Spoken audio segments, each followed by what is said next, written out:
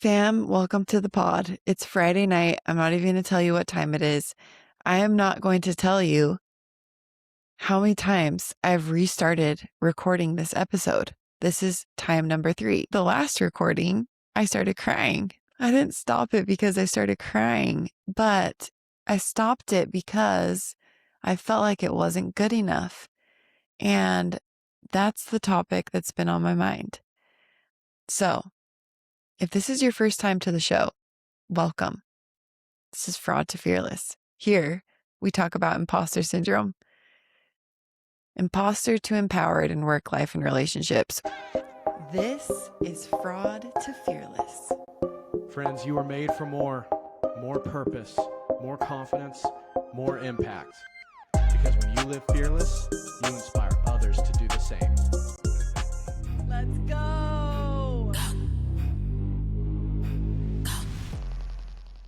We are missing the greatest co-host of all time, Hayden Anderson. We're going a little bit rogue today because I'm solo. So Hayden's going to hear the things that we have to say. Hayden, just don't put like a clown face or on me or something. But I just wanted to have a heart-to-heart chat. And maybe it took 2 previous recordings to get to this and some tears, which I may cry again. But I want to talk about this feeling like we're not enough and how prevalent it is. Just as I said, after recording 45 minutes of the previous episodes, which I have never done this before, I started crying because I felt like the message wasn't good enough. Every time before we start these podcasts, we say a little prayer. And it's to ground us and just remember that we want to speak to you, the one person, not a group, not some target market, target audience out there, but the one individual that needs this message. And I got emotional as I was recording because I felt like, man, the one person out there listening, the message, my goal for this episode is to have them feel seen, understood, and like they can do it. And I felt like the words that I was speaking were not enough. And that brought me to tears because I care about you. I may have never even met you. And maybe I never will. Maybe we never have a conversation. I don't know your story. I don't know your background. I don't know the hard things that you've been through. I don't know what season of life you're in right now, but I genuinely care about you. I want to know you. I wish I could just call you up on the phone and give you this message after hearing your story and tell you that you're enough. The purpose originally, the thoughts that have been going through my head, I've been reflecting on just different past experiences over my life and the different hard moments, like stretching moments, I would say, in my life. I've had a bunch, as we all have, and they have a theme. It's usually my life is not looking like what I expected. I have these expectations for different milestones of how my life is supposed to look. And that's not how it is. And it's devastating when that happens because not only are you grieving this life that you expected, that you had so much hope for, that you've planned, prepared, built, worked towards, and it's not panning out that way. But also there's just this frustration.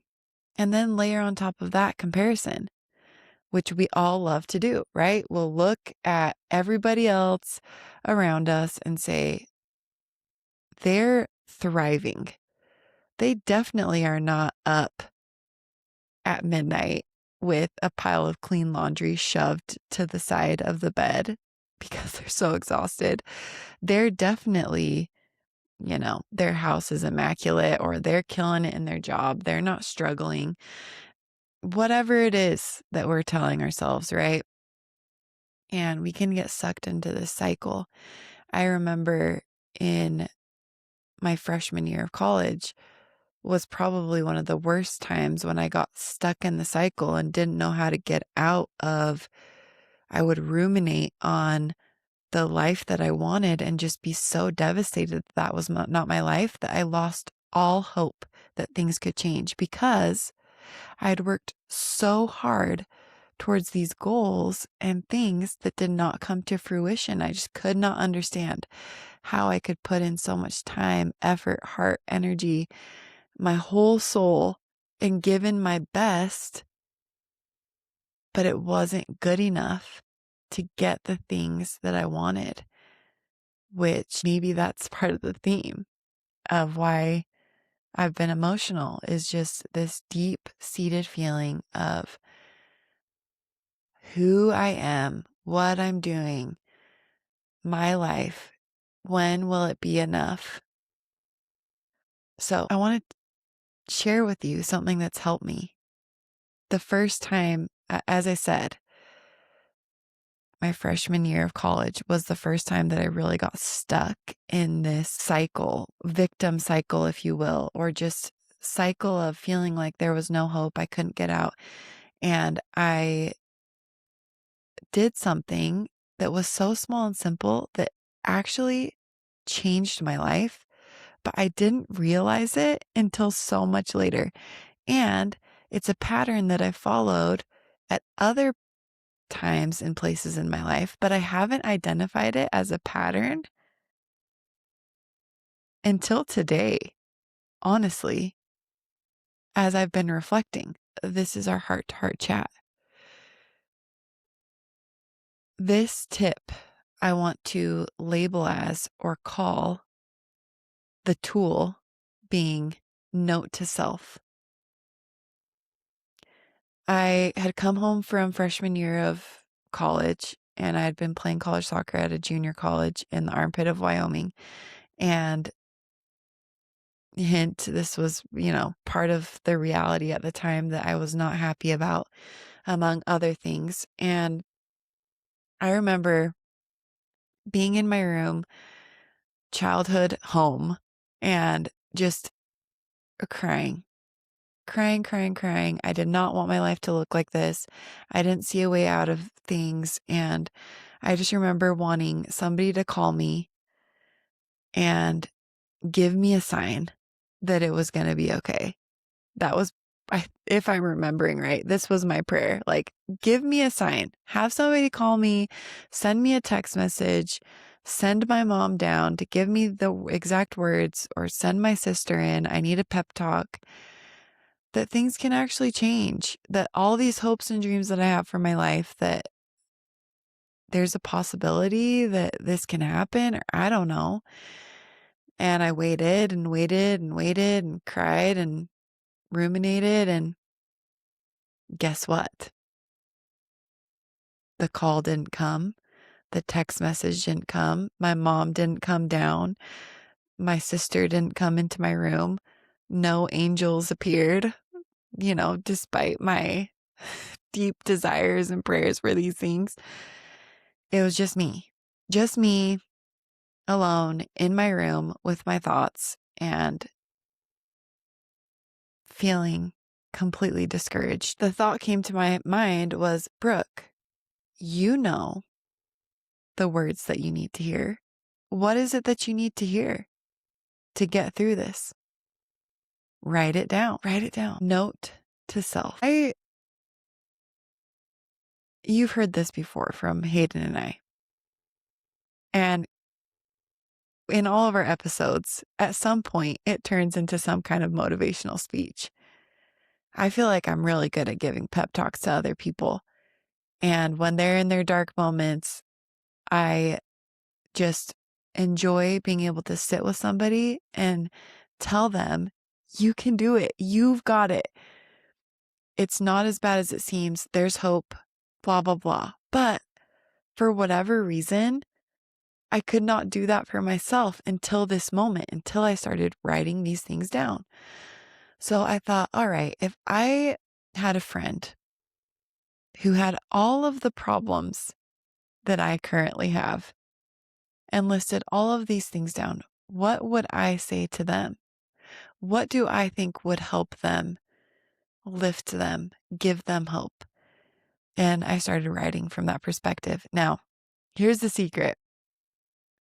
I actually love singing and playing the guitar, and I love writing. I loved writing poems. I don't do it so much anymore, but as I started writing this, I thought this would be great to put into a song. I actually recorded this song in a studio, and it's out on the internet somewhere. That's a story for another day, but the words meant so much to me, and this song was called Hold On. Um, I'll I'll tell you just a snippet of these words, but every time I listen to it, even now, I've showed it to my kids and they'll ask me to sing it to them sometimes at night. But the words are,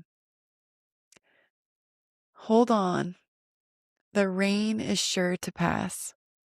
Hold on, it doesn't matter if you finish last.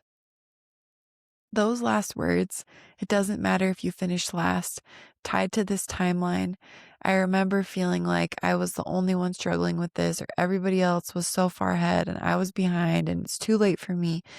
And this timeline that I was so tied to, those words, it doesn't matter if you finish last. You are running a race. It's your race. It's not anybody else's race. And it's a marathon. And yes, there may be times for sprinting and there may be times for walking and running, but we're competing against ourselves and it's good enough. It's okay the way that things look. So this note to self became an anchor to me. It became a mantra. It became a battle cry. It became a remembrance that I played over and over and over again in the form of a song to hold on. Every trial a lesson, each tear that makes you strong, every bruise a breakthrough, from every right there was a wrong. These words echoed over and over and over again in my head in the hard moments. And it wasn't like this, big shift. All of a sudden I got hyped up and energized, but it was enough to give me hope to keep going. Now, fast forward, and I want you to think about the hardest moments in your life, the moments that you're like, man, sub me out, coach. I'm waving the white flag. I need some water. I need a back massage and I need to sleep for 17 days before I continue on because this is just way too much for me right now. If you're in that season, then I want you to sit down and write a note to self. Sometimes in the busyness of life, the soccer practices, dance performances, all of the deliverables at work, the late nights, kids waking up, trying our best to squeeze in exercising and meal planning, and not to mention the mile-long list of things that we have to do to make sure that our house is maintained and everything else.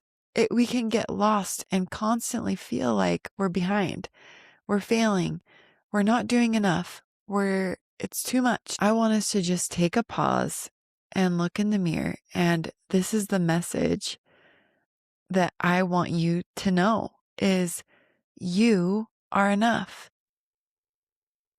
You are freaking amazing. Look at your life. Look at all of the things that you've been through. some of the things that people don't even know about that you have survived and overcome.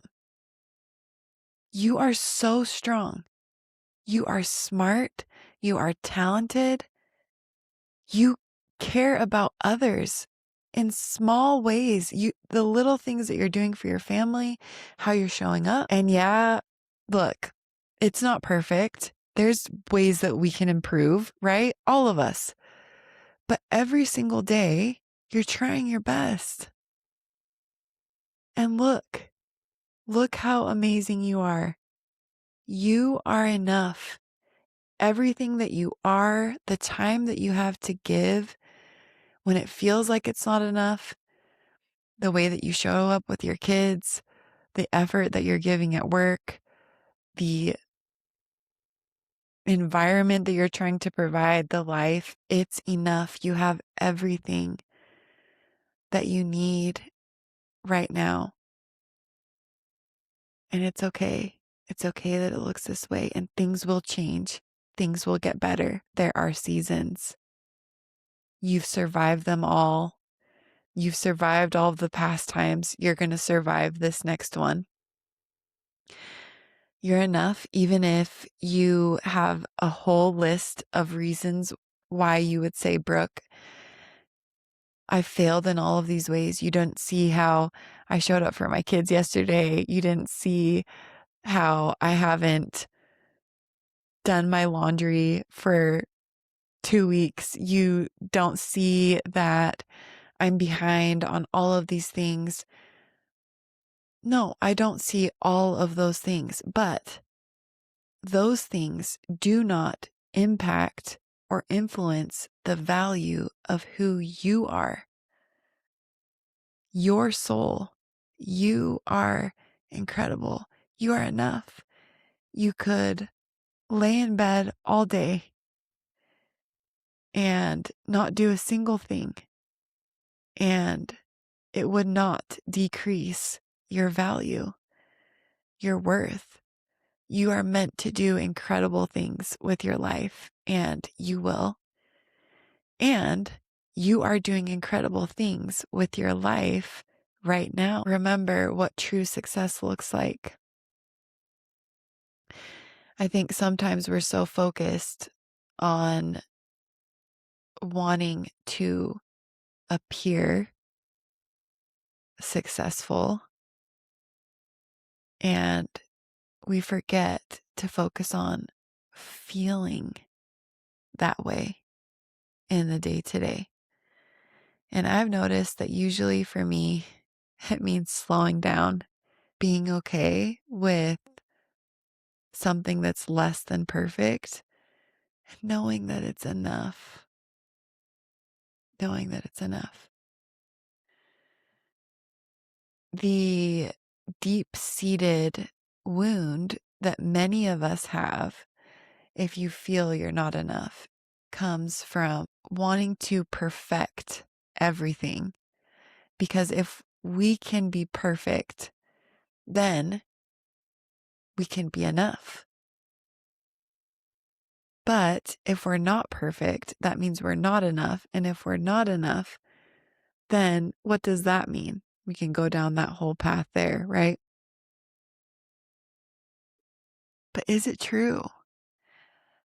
The perfectionism in all the different areas of our lives and how that shows up is so damaging, because it's we're setting expectations and milestones that we will never be able to reach.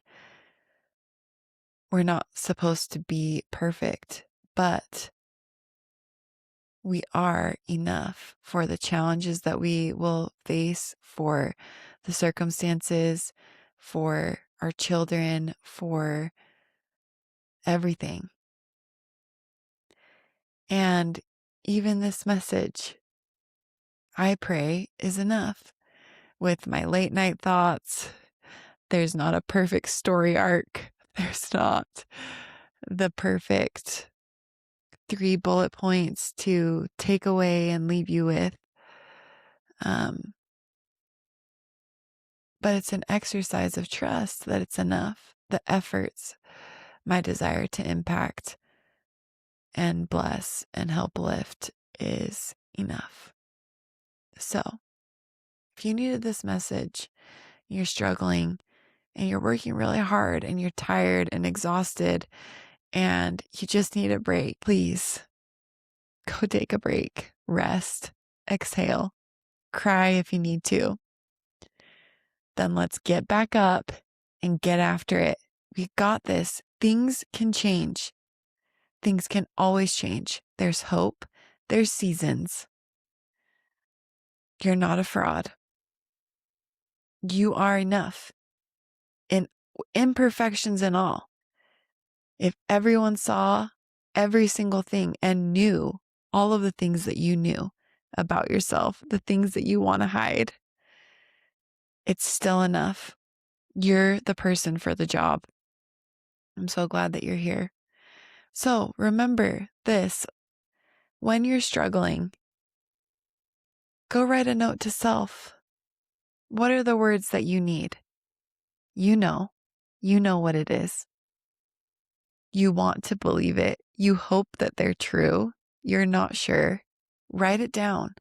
Use it as your battle cry. Use it as the banner to keep going. And know that things will get better. You're doing an amazing job. Give yourself that credit. We're in this together, fam. We've got this. One more day. If you like this episode or this was for you, let me know. I'm always curious. Who's hearing this? I love you. I really do. Thank you for being a part of this with us. And Hayden, I hope you enjoy. For now, that's the pod.